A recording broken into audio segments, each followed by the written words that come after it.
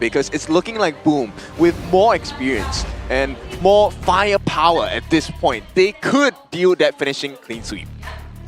Not just the firepower, but obviously the momentum. Obviously, they've won 3 games back-to-back. Yes, the first 2 games were short, but last game went the country mile. Maybe it's enough to kind of be like throw a spanner in the works here for Boom Esports. We'll have to wait and see.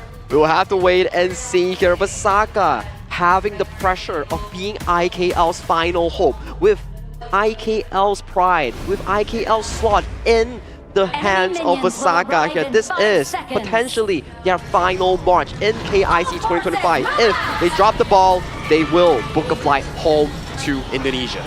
But also, on the reverse, if Boom drops the ball in this game number 4, then they will have to go further and further into their hero pool. And can they achieve this at that point? I mean, we are seeing some new things here from Boom, so maybe they have a lot more in store for us. Yeah, we'll see. The fuse has been lit. We guarantee you fireworks in this potential last game of the series, because no matter what happens, it is going to be exciting. Yes, and as you can see on the bottom screen, Lapu Lapu has arrived and he's in game. So if you like the look of this hero that Jun Young is playing, you can obviously log into the game, do the event, and get it for free. Yeah, get it for free. That's the most important part. And that's exactly what both teams will be looking to do right now, right? Steal the camps away for free, get the space buy for free as well. And the 3-man rotation at the start of the game, trying to deal as much deficit to the side of Danny as they can. Yeah, trying to kind of upset the flow here of Miji on top side of the map as well, and obviously try and get that space brighter. It's definitely putting the pressure on to the side of Boom Esports. There we go. Vesakha is able to get it as well. So quick rotation down to the mid lane if they really need to. As you can see, Garuda dropping down there now. Okay, there's a great pacing coming out from the side of Vesakha Esports. So this is what we want to see, healthy competition as well. But there's a matchup. Mickey against Raven. They already forced out the flash from Raven. This is very scary. Oh yeah, absolutely. I mean, they're definitely going to be more susceptible to a gank here down to the bot side of the map. So now that Boom has that intel, will they act on it?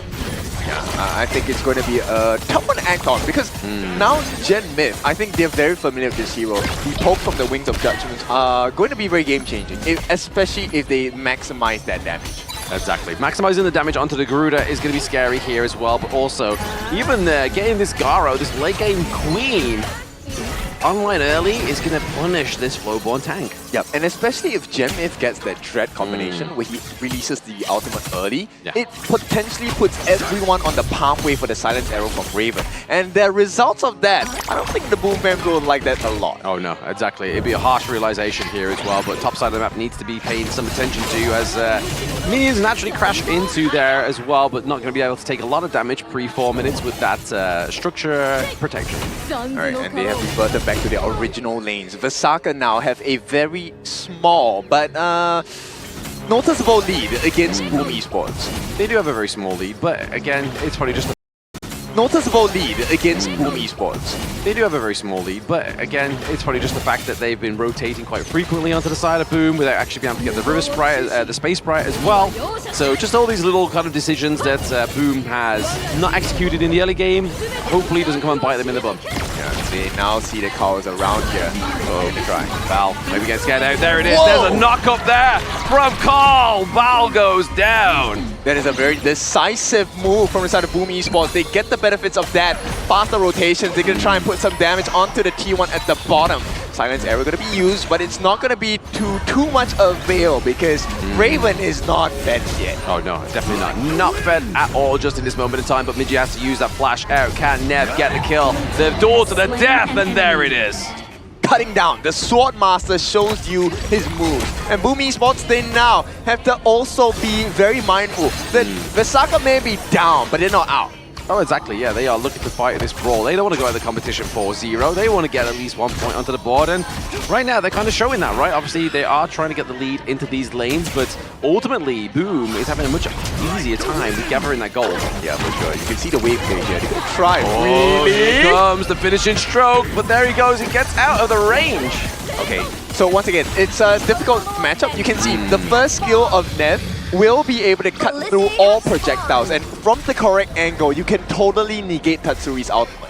Yeah, that's scary. So if you just completely negate all that and then you're able to just run away out of the range of it, it's going to be a lot harder to get that finishing stroke off onto Masashi. And you can re-engage with the duel to the death. That's the pain point.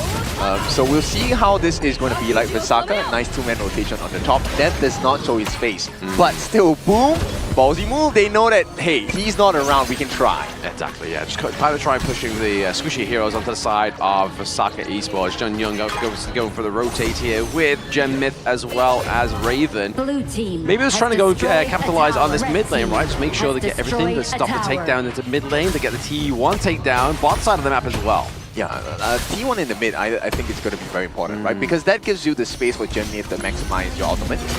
You know, you will be able to put them in a very tight corner, especially if they're hiding in the brushes here. You will force potential flashes out, or at least the usage of skill sets from the side of Boom.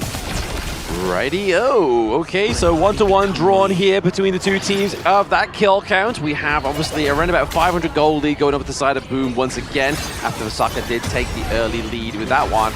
Look to get that T1 top side of the map here with no actual trade onto the side of Vesakha Esports. Could be a bit scary here. Miggy! Uh-oh, duel to the death, into the back line, onto Midi. But now we see that Jun Young is looking pretty low, but there's no way to get him down. Not yet, at least. Carl does make his attention and presence known. For now, they're trying to push them back. They want to get some damage onto Raven. Wait, does he know he's being chased?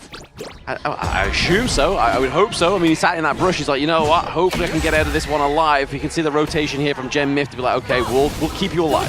Yeah, Bao gonna try and make an early cut into the first wave on the top here, which is gonna be matched up by Miggy. He's gonna be on time for that. In the meantime, Vesakha have made the changes. Now it is going to be putting Funnel into Raven for that Crimson buff because they're looking for a trade here. Looking for a trade, looking for a little bit more damage here for the side of Vesakha Esports. Raven obviously gets the Crimson Golem. Can they decide to go for the Overlord here? Obviously forcing Migi top side of the map there to defend that T2. Yep, good rotations coming in from both teams here. Matching pace, right? This is important because if you take a look at the gold, there's no in between right now. It literally is the same gold. You've held the mirror up to the gold lead and it's basically it's the same thing right now. But now we are seeing, again, just Boom, just reformulate themselves, right? They don't want to kind of take a team fight that's a little bit overzealous and lose a lot more than they can gain here, especially on match point.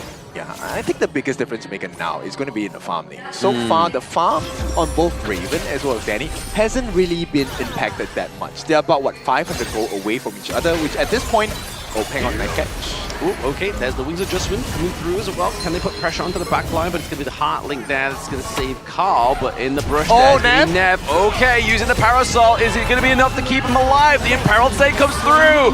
Carl gets the kill onto Nev. They're looking for a little bit more. Danny gets a kill onto Bell. And now Tatsuri gets a successful ult onto Jun Young. He's running for him. Run for the hills, buddy. Oh, we were at the cusp of a ace coming in at the 7.5 minute mark. Boom, once again, now they start to extend the lead. One play, 2,000 gold in your pocket. This is exactly what happened in game number 1, right? Like, they got 3 kills and they lost nobody on their sides, but it's going to be that Wings of Judgment that's really trying to just stop that momentum into the mid lane here. Yeah, the biggest thing here is getting that Crimson buff, right? They're going to funnel this probably in the hands of Danny, right? Get the refresh. Or maybe Carl? Okay, no, they will funnel it into Danny, which means this T2 is going to be taken down in a flash.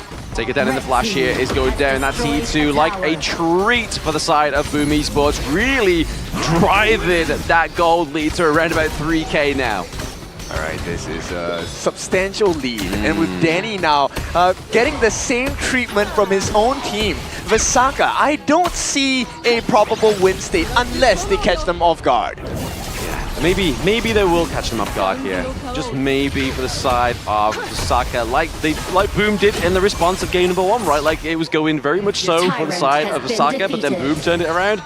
But with that takedown of the Tyrant, it's just made it a little bit harder for that turnaround. Yeah, because if you want to catch anyone off guard, the only person you want to catch off guard is Danny. And Danny is 1K plus ahead of Raven. So even if you get the catch, unless you drop everything down, I think Danny still makes it out. Yeah, if Danny makes it out of these team fights, it's going to be a problem for the side of Vesakha because they're going to have to reformulate and just kind of get a re-engage here. But Val, speaking of re-engages, is not going to have that same privilege.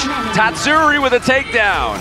Yep, easy ones for the side of Boom Esports. And then the pathway seems to be clearing up. Mid T2 available for the taking. They will be able to secure it. One more hit will do it. That's it. The cannon minions are the MVPs of got this him. game, and John Young goes down. Can they get some dive onto the back line here? Nev is going to be the driving force. The spear into the enemy team. Yep. Game number 1 or game number 2, they were playing around with the shield, the value of the HP points. But this one, Draw is coming in with the heals, and this one is so difficult. Vesakha, they don't have any answers. They don't indeed, right? I mean, they're definitely trying to formulate one here. Maybe Katsuri! Katsuri, but that's the whole point! Takedown of Raven is going to be the reason why they're locked into Shang 1. Yep, and this is looking like the start of the end here. A T3 on the top. This cut is deeper than it seems. And he's using the brush, you know? Like, that's got to be some kind of mastery. You're using the brush, but you're getting cuts. Yeah, exactly. Painting a new reality. That's the new skill set that Boom Esports have. Yeah, painting those happy little clouds onto the side of Boom Esports as they're looking to run away with this one with around about 5k gold leaper now as the shadow objectives do come through onto the Gorge as well. Maybe they decide to go for the Tyrant. I mean, do they even need Carl to be here, really? I mean, you can see that Nev is nowhere near. I mean, at this point, it's just to have security, right? In case there's a potential steal coming in from the side of Vesakha as well. Now, with that being said, this is going to be easy pickings for the side of Boom Esports. They get the Tyrant, Shadow Tyrant buff. By the way, this is the 10-minute mark. And the next kill, if Vesakha has one member fall, Boom will take this game. Exactly. If one little member, one little piggy on the side of the Gorge of Vesakha here does fall, unfortunately, it will spell disaster here for the side of the IKL region. There's the Destiny Encounter being put here down as well, just to force them back at that T3. Yeah, eyes on Katsuri. Eyes on Carl. Carl's just trying to be the driving force. The sledgehammer into the back line. Oh, Miggy! Carl looking to open up some more. Gen Myth goes down. Yo, and they don't even fall. That's the big strength of Boom Esports. They win everything. They clear the base, and boom, one last push is all it takes. All it takes is to deliver the baby that is going to be that 4-0 scoreline. Carl looking to open up the back line. Is there going to be a defense of Nev?